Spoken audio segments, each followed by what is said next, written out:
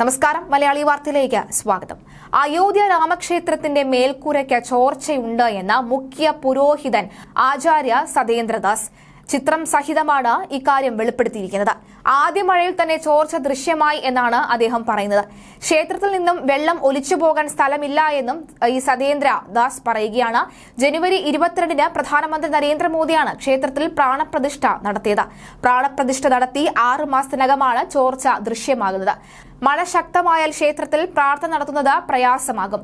എഞ്ചിനീയർമാർ എല്ലാം ഇവിടെയുണ്ട്, പക്ഷേ മേൽക്കൂരയിൽ നിന്ന് വെള്ളം ഒഴുകുകയാണ്. ഇങ്ങനെ സംഭവിക്കുമെന്ന് ആരും ചിന്തിച്ചിട്ടുണ്ടാവില്ല എന്നാണ് അദ്ദേഹം പറയുന്നത്. 1-ാം നില ചോർന്നൊലിക്കുന്നതായി സ്ഥിരീകരിച്ച ക്ഷേത്ര നിർമ്മാണ സമിതി ആക്ഷൻ നൃപേന്ദ്ര മിശ്ര മേൽക്കൂര നന്നാക്കുന്നതിനും വാട്ടർ പ്രൂഫ് ചെയ്യുന്നതിനും നിർദ്ദേശം നൽകിയതായും വ്യക്തമാവുകയാണ്.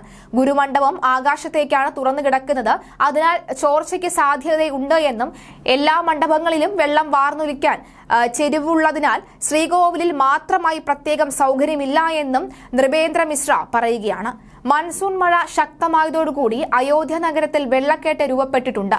ആ പശ്ചാത്തലത്തിലാണ് ഇവിടെ ശക്തമായ മഴയിൽ ചോർന്നൊലിക്കുന്ന രാമക്ഷേത്രത്തിന്റെ ദൃശ്യങ്ങൾ സമൂഹ മാധ്യമങ്ങളിൽ വൈറലായിക്കൊണ്ടിരിക്കുന്നത്.